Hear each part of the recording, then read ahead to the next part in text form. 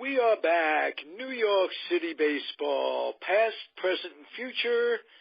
We do the Mets, we do the Giants, we do Hofstra, we do everything baseball in New York. And my co-hosts are Marty Rose. And howdy do, everybody. Wayne Unger. Howdy do. Wayne. I'll just follow Marty. That's all. We're all here, California to New York to Florida. 3 states. We all have roots in Jackson Heights, New York, Queens. And this is kind of nice. So let's get on with it. First, I'll start with Okay. Oh, wait. I want to start off with something else, real quick. This will be a quickie. Okay. Take your time. Now you said we do Hofstra and so on and so on. Well, my oldest son brought to my attention that St. John's baseball is doing quite well. They're actually 10-1 on the year so far. They're ranked 22 in the nation. And they're beating some good teams. So I just thought I would understand anybody out there with college baseball, when you have an Eastern team or a Northern team that plays in cold weather and they're ranked 22 in the nation, you got some talent. And there's that's quite an accomplishment, no doubt. Yep. Right. Yeah, hey, listen, you know what? My son, as you know, he lives where I'm moving to. He graduated UCF. He's a big fan. He goes to many of their games. So they played Manhattan College. I think they played them last week, like on Friday. And he was talking to somebody from Manhattan, and he said that, like, the day before they played them, that was the first time they actually practiced outdoors. And they played Siena as well, and it was pretty much the same case. So, very, very difficult to do well. But on the other hand, there is also, from what I've seen, there's a little bit of a trend actually with teams drafting pitchers in the Northeast, because there are, even though they don't get out as much, there are some good programs because they're thinking about where, besides they're looking for talent, but they're also thinking about wear and tear on one's arm.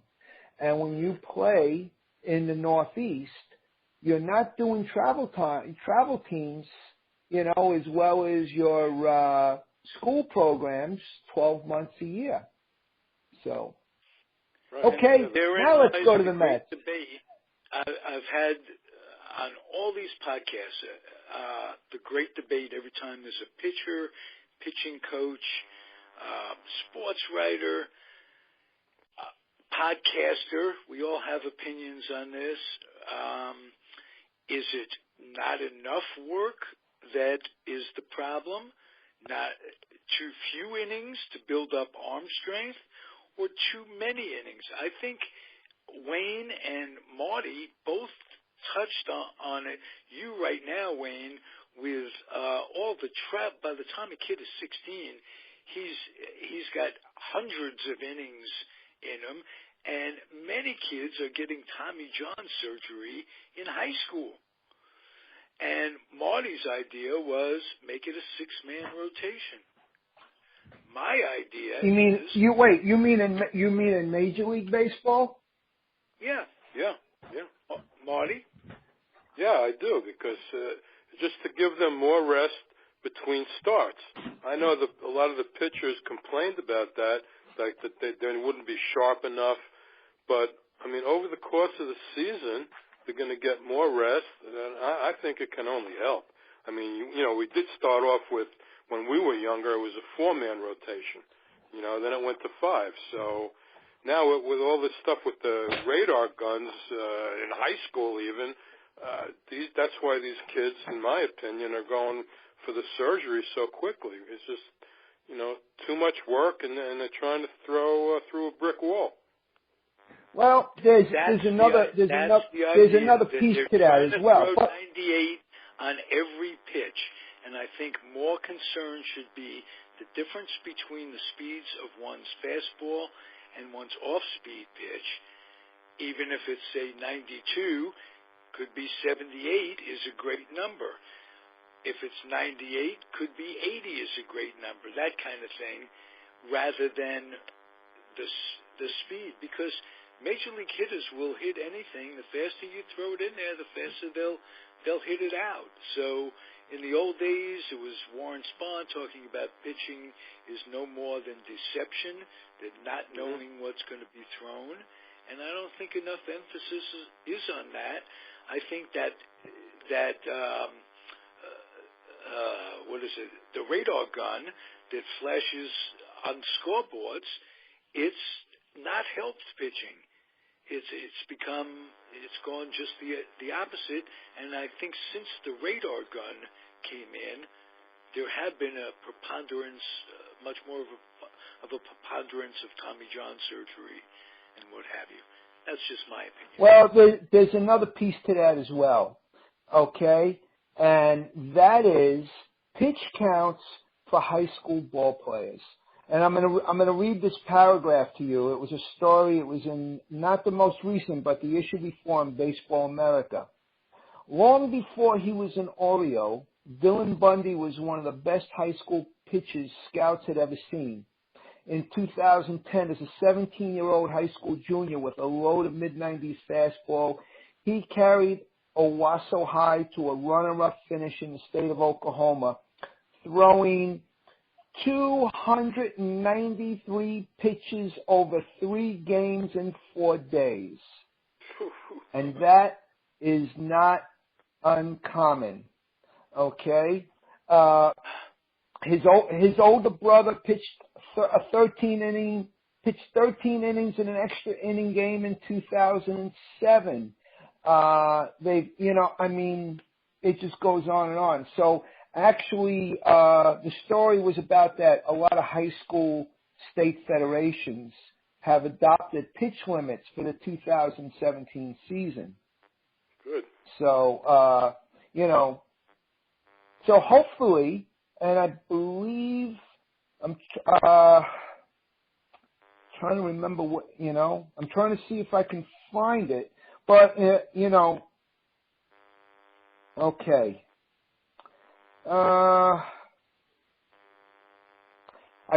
You know what? I'm not seeing the exact limit, but pitch limits have been adopted, and in some states, it's just no choice.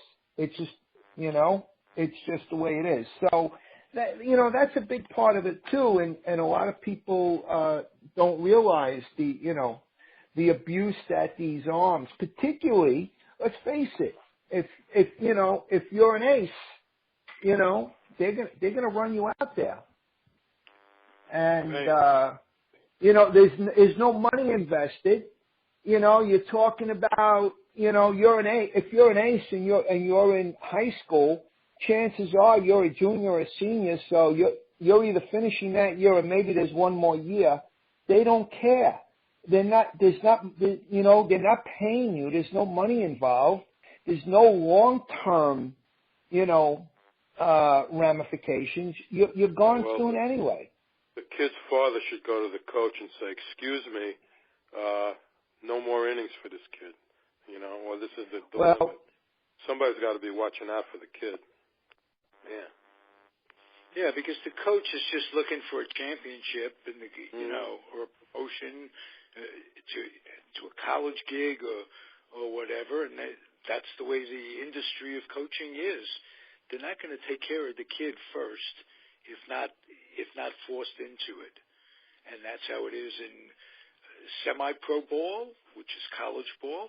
That's how it is in pro ball. Kid's a piece of meat. That's all part of life. In pro ball, it's a little different. There's a monetary investment. They'd rather shut a guy down or pull him out of a game than lose him for a year and a half to Tommy John surgery.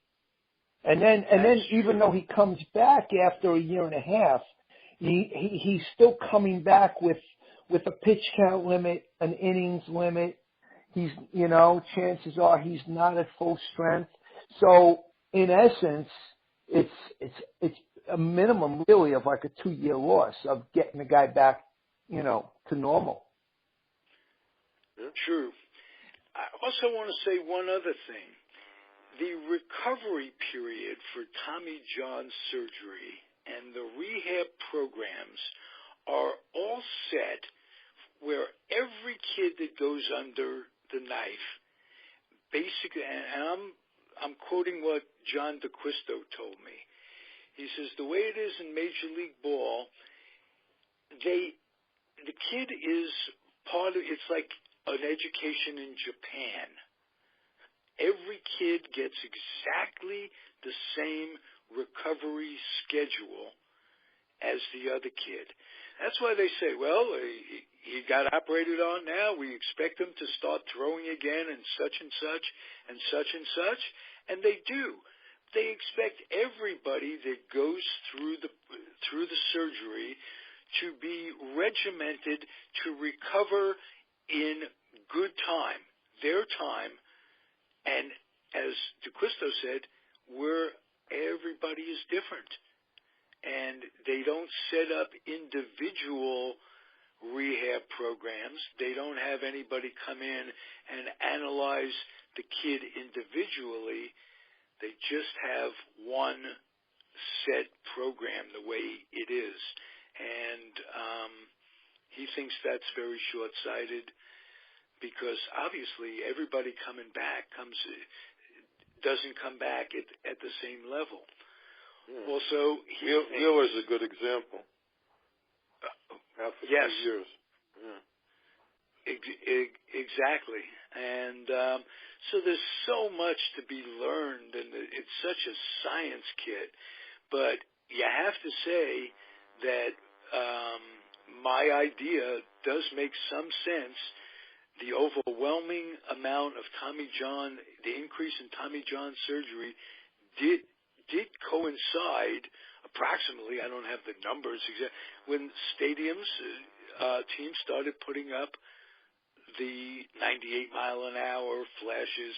Everybody goes, whoa. If it reaches 100, people go, whoa. That puts adrenaline in the kid's head.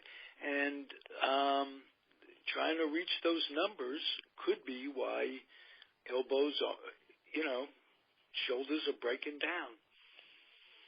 I don't think I don't think it's so much flashing the numbers. I mean, because if you can throw that hard, you're going to throw that hard. If you can blow one by a guy, you're going to blow one by a guy. Whether, even back in the days when if you threw 90, you were a flamethrower. That's just the way it is. But because I'll tell you what, I remember Wyatt and I were at a game. I'm guessing it was around, I think it was 3 years ago at Yankee Stadium, and the Yankees were playing the White Sox. Chris Sale was cruising. He was in command. And it was around the 6th or 7th inning, the Yankees started mounting a little bit of a comeback. And he was throwing like 95. His fastball was steadily clocked at 95. And then as soon as he got there were a couple of guys on base. And as soon as the velocity went to 97 and 98, you know what happened? He walked guys. And then after he walked guys, now he's got to come in around the plate. They ended up tying the game, and I think they went ahead. And then the White Sox tied it, and then Brian McCann won it with a pinch hit. I think it was a pinch hit walk off. But my point is that as soon as he reared back for more, he lost his command. So. I think pitches, but, if you can throw that hard, okay, with command, you're going to throw that hard, whether the radar gun is flashing or not, whether the numbers are there. I think, but in general, I mean, let's face it, even back in the day, we were always in awe of the guy that can throw hard. Koufax, Drysdale, Ryan Duran. I mean, you know, Vida Blue. I mean, you know, like, anyone. We were always in awe of guys who threw hard. Yes, whether or not the radar guns like were there or not. Koufax, for instance, had that off-speed curveball that made the fastball work all the better. And I'm just saying that most attention is paid now in baseball, not to the home run, but to the speed on the radar gun. And that thing is very deceiving because it doesn't show the movement on the ball. Could be a straight fastball, could be a cut fastball with movement, and it doesn't. And certainly, no attention is paid to the numbers on the off-speed pitch. Oh, absolutely. And we've had this discussion before. And actually, a cut fastball does not have the speed of a regular fastball. I mean, Mariano Rivera, like, he used to throw 95, 98, and his thing, he used to ride the ladder up. He used to ride up the ladder. And, but then, he went to the cut, I guess he was losing a little bit too, but he went to the cut fastball. He discovered the cut fastball, and, it was just unbelievable how he rode that pitch so long. I wonder what the percentage is of how many times he threw that pitch, but it was just amazing. He would just throw that same pitch over and over and over again, and batters knew it was coming, and most of the time they didn't hit it. It was just amazing. It was amazing. Wayne, I'm going to ask you this question because you've been a Yankee fan all these years. What do you make of Gossage's remarks about Rivera?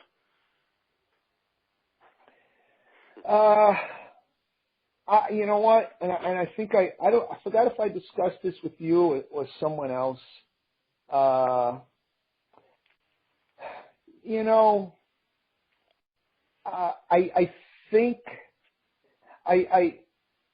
think Gossage feels slighted.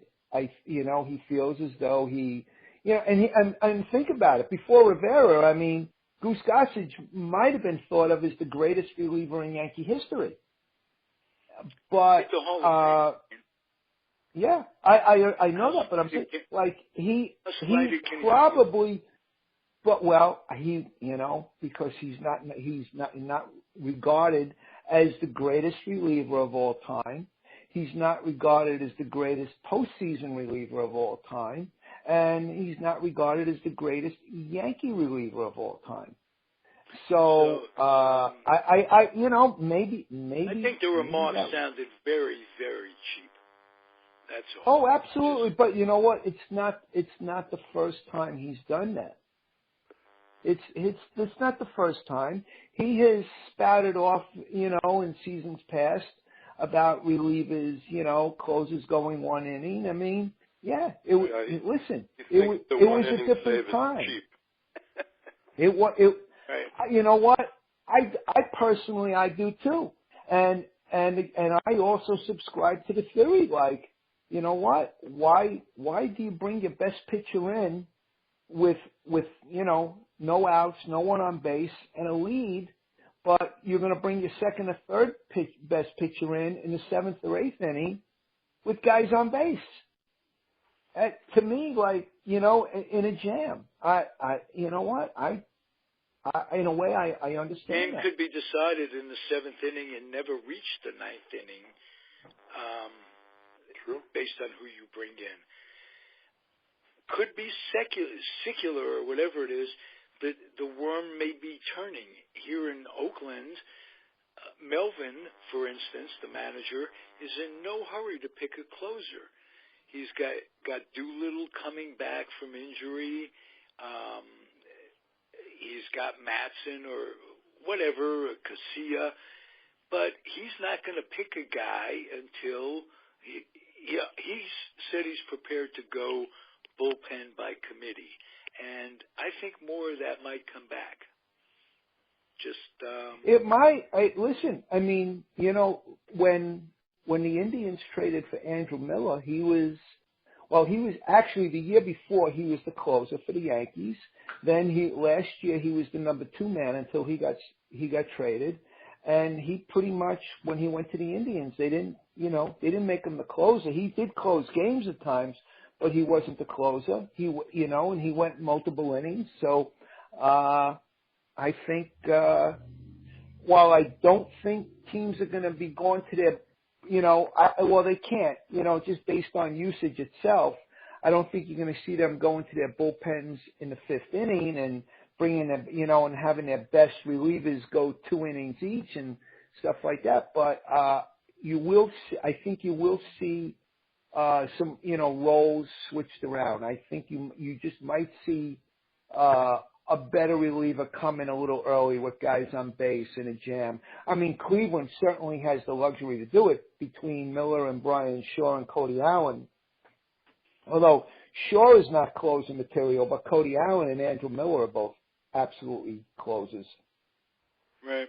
So, a bit off the subject, but I remember distinctly when Chapman was traded last year, how the Yankees assured Miller that he was there for the rest of the year. Under no circumstances does he have to worry. And boom, 2 weeks later they shipped him off. It's tough biz, let's put it that way.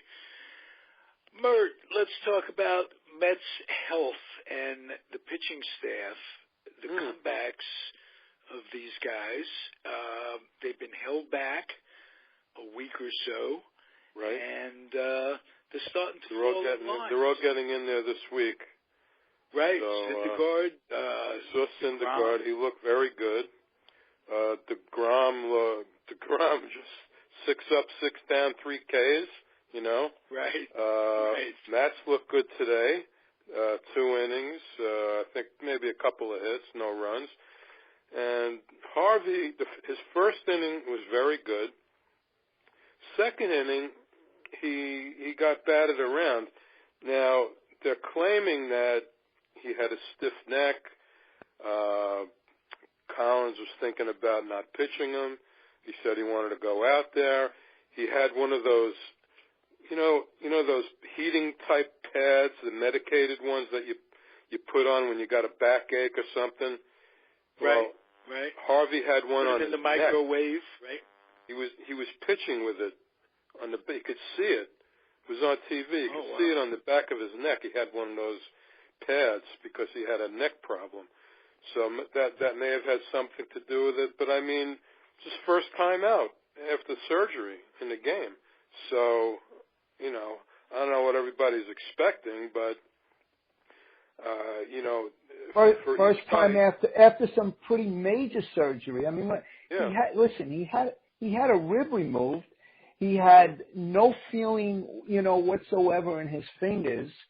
To me, I mean, I looked at it and, and I'm banking on Matt Harvey as far as, my stat replay league. I actually dropped him for roster space and redrafted him. He was my last pick of the draft. I said, I'm going to sit on him for the year. And I'm banking on him. I mean, this is, you know what? To me, it was it wasn't so terrible. It's like you said, Marty. He went. He struck out. He got through the first inning, 1, 2, 3 inning, and he struck out 2. So there's something to be encouraged there, and it's the first time out. You know what? Some healthy pitchers got rocked around in their first outing as well, and they weren't even coming back. So. Mm-hmm. Nothing to panic over. Fantasy League guy David Price is on the verge of having Tommy John surgery. They think that's not what I hear. Yeah, but that's could be a lot of rhetoric that they're going to give him the rest and all. I hope not, naturally, but you never know. Most rehabs for shoulder problems don't really work. That's part of the problem. It wasn't a shoulder problem. They said it was in his forearm. Now the forearm usually, right away you start thinking elbow, but he had an MRI. They said there wasn't a tear. So, listen, I'm not saying, I'm just going by what they're saying, because the fact of the matter is, like, they do have to, well, it's not like the NFL where they have to, like, absolutely positively disclose, the extent of injuries, but there is like, it isn't looked upon nicely when you bullshit, about the nature of an injury, even in they may be so much of it being mental recovery. They may be bullshitting Price, or fooling themselves, or you look for the silver lining. Speaking of which, I want some silver lining for Wheeler. And Mert mentioned he's pitching Thursday. Ago. Yeah. He pitches Thursday, you say? Yes. Oh, good. And the reports have been very good on him so far.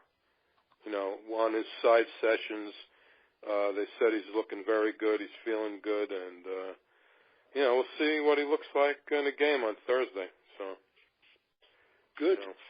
Good. Yeah. Your pitching staff with the Yankees, Wayne. In my fantasy league, I just picked up Pineda.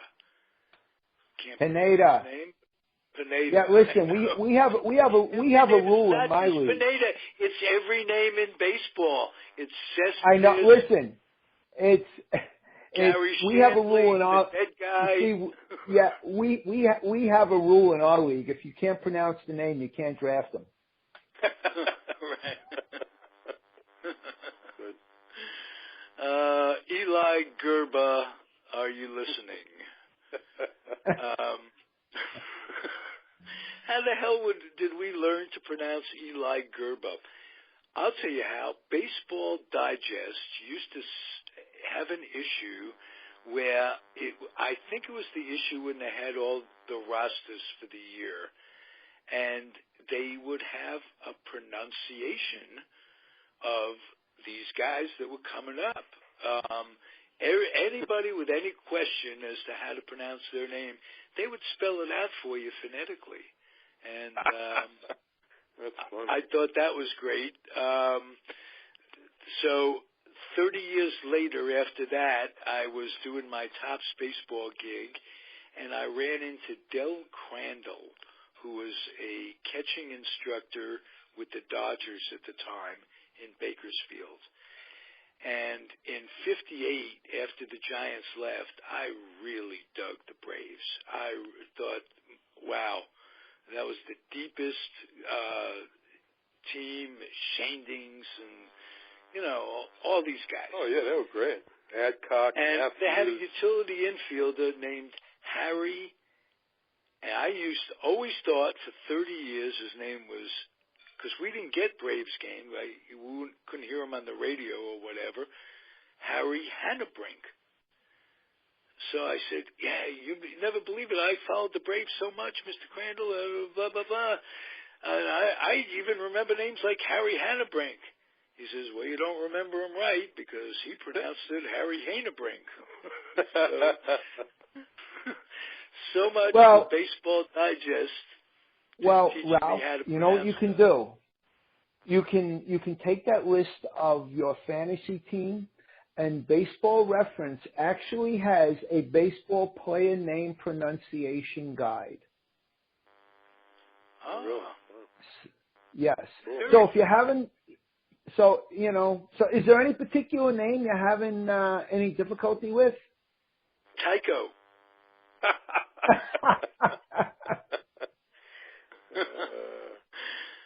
Trust me.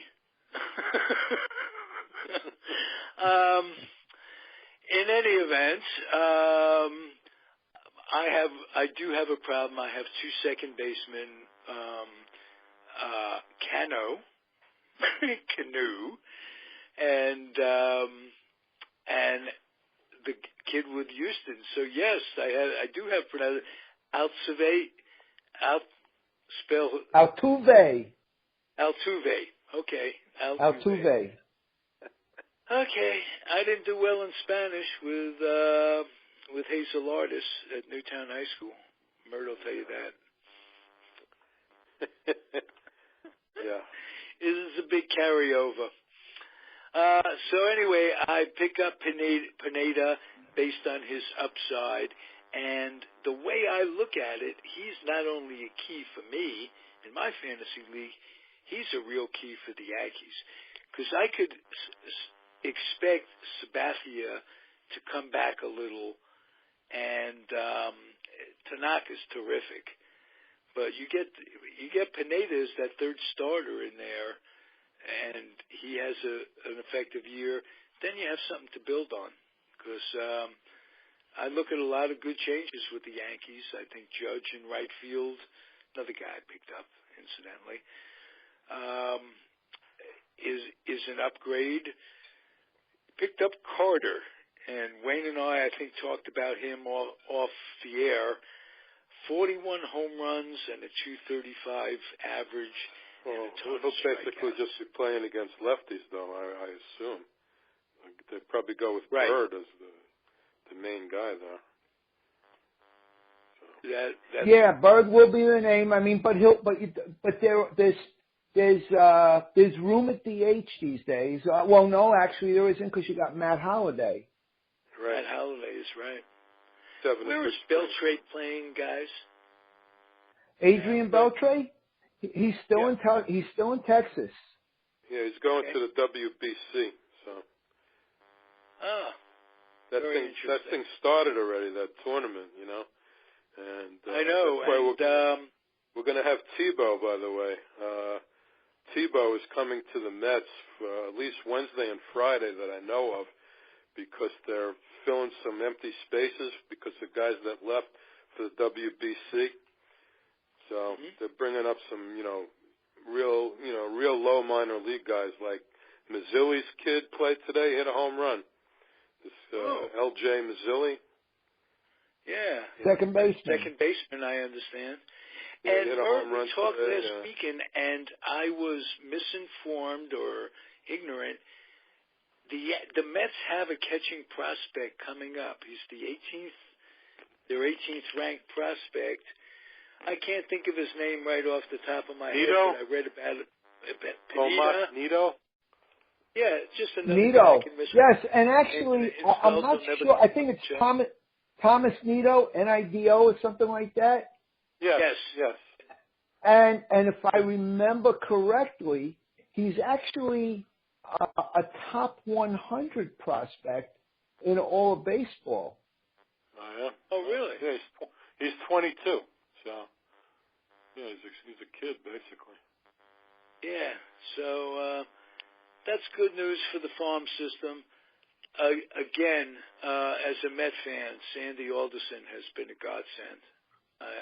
He gets the money when needed out of the Wilpons to do stuff. And dArnaud's hitting 450 so far, just to remind you. dArnaud's hitting 450. Your catcher, Travis dArnaud. Yes. He also homered today again. So, all right. But what you know what? I tell everybody this. In general, like I think this weekend was like the first time you actually started to see the regular starting pitches. I mean, I think they started pitching them like on Saturday or Sunday. So it's still, it's still a little. By the way, Thomas Nido is not a top 100. You don't want to fall in love in April or September. Or March or September, that kind of thing. I understand that too. But you also have to understand, when you're talking Met catchers and you're talking Met fans, we've had a lot of frustration over the years, and dArnaud really dropped off. He did not have, there was a stat that I heard on the radio the other day, how few RBIs he had last year after a certain point, it was unbelievably low, or hits with runners on, or something like that. And he had a high acclaim. I mean, coming into last year, he was ready for a breakout year. Well, so he does look better at the plate. You know, I think they got a new catching instructor. They adjusted his swing. Definitely, you could tell. Yeah. And you know what? And he was listen. He was banged up still, also on and off last year. Now let me just say this about Thomas Nido. By the way, although he was born in Puerto Rico, he was drafted out of a high school in Maitland, Florida, and Maitland is just a hop and a skip and a jump from where I'm moving to.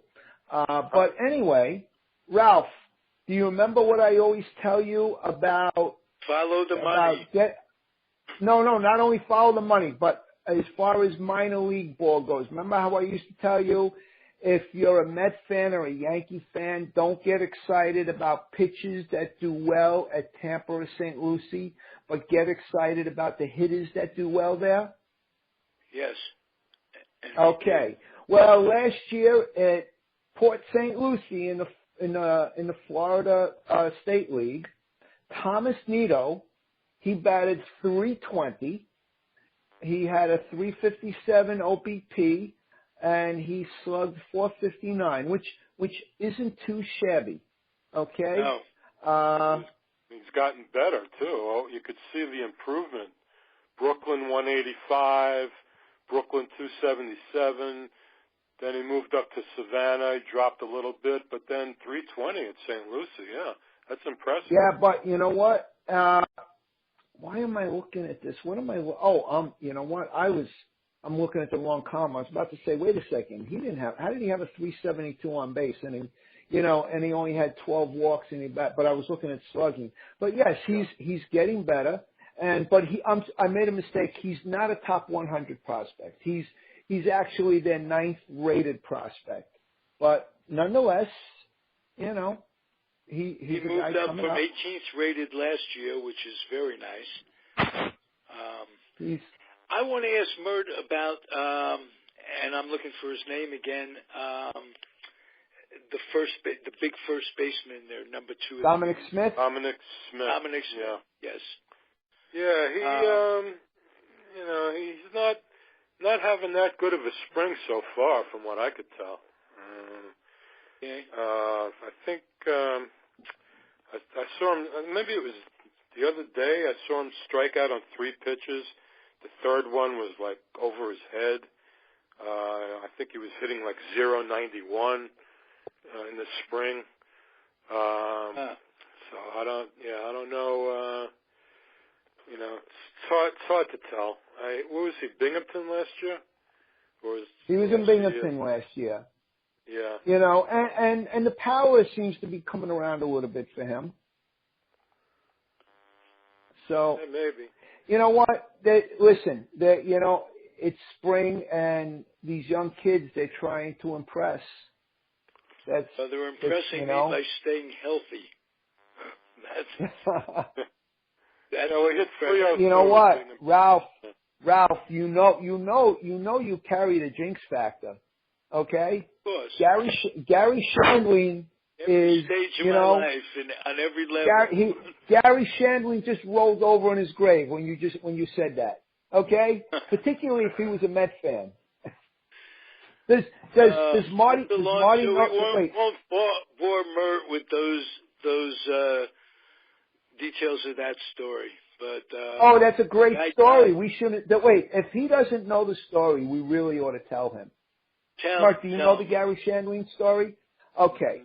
We had Dancin Boy on from ESPN, who's like a brilliant analytic baseball mind, projections, and just really, really brilliant baseball mind, like along the lines of like a Bill James. And so, Ralph was asking him what influenced him, and he mentioned a guy named Ron Chandler, who is like a fantasy baseball maven. and has written many books, and he mentioned him. And then Ralph confuses him and mentions him as Gary Shandling. And, but wait, it gets better, Mert. The next day, Gary Shandling is dead. Oh, my God. So that's why I tell Ralph, you got to be careful. He's got that jinx factor. Oh, boy. Wow. Yeah. Some story. Gee whiz. That was a little weird. Yeah, I would say so. Wayne calls me early in the morning. You know who died? So any time he mispronounces a name or says somebody else's, says a name wrong, and it's somebody else's name, I go, that someone named so and so is going to die tomorrow. Yeah, but you can look at it positively. People are dying to have their name mentioned on my show. Oh, shit. Sorry, guys. Will you come back next week and we'll do it again? Okay. All right. We can. We can. All right. Beautiful. Everybody out, thank you, gentlemen. Marty Rose from Jacksonville. Okay. And Wayne Unger from Staten Island. I'm Ralph Tyko from Alameda, California. I'm sorry. Wait. Stop. Sun doesn't shine all the time. Wayne. It's Wayne. It's Marty Rose from Jackson Heights. It's Wayne Unger from Jackson Heights. It's Ralph Tyko from Jackson Heights. We are residing in other places. By the way, Wayne Unger, we hung at the schoolyard, not the park. I hung at the park. 2-1. And Ralph, I don't want to make you jealous, but I'm off this week, and I'm meeting up with a friend of mine, and we're going to Pollo Mario on Friday for lunch. So. Really nice. Really nice. I'll take a picture of my food for you. Because 3 Yiddish guys have to congratulate Team Israel. Epis, a good team, beat Korea today in what I think is the first round of the WBC. Yeah, it was last night. Yeah, they won in 10 innings. I think they played Yes, they won 2-1. It's the first round of their pool. They're in the A pool. They're not but although South Korea, I believe, was considered the favorite, they beat South Korea. They're not in a very strong pool, so to speak. But I believe South Korea was considered the favorite in that pool. Right, and we have that great Jude, Ty Kelly, who's over there representing Team Israel, which from the Mets. And, and that's kind of nice. And I don't sell the MLB TV package, but it does include the entire tournament. And what an age we live in, Mert.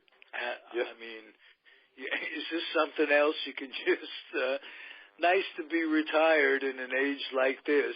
Yeah, you can great. Turn on your computer and literally get every game that's being televised, go back and forth. It's just an amazing world we live in. Yeah, I went out today. When I went out, I had the earplug in my ear. I'm listening to the Mets play-by-play game on MLB at Bat. It was great. Didn't lose service anywhere.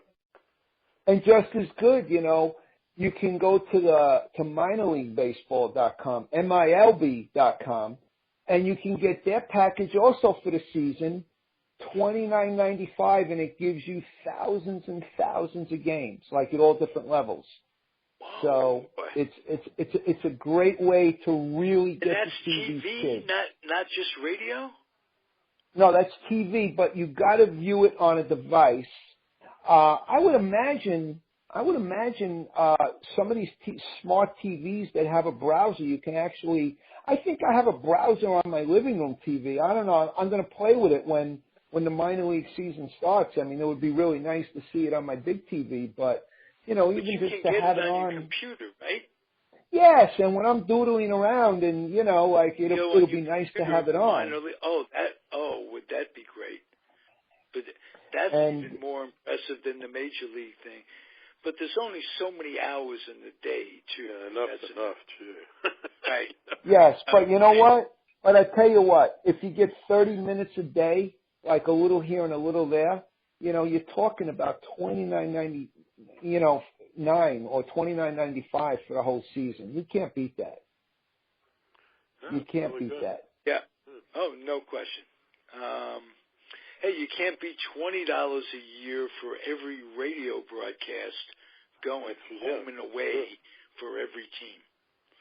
So, terrific. America, I love it. Thank you, gentlemen. We will be back next week. And to those of you out there, be a New York fan. It's so easy.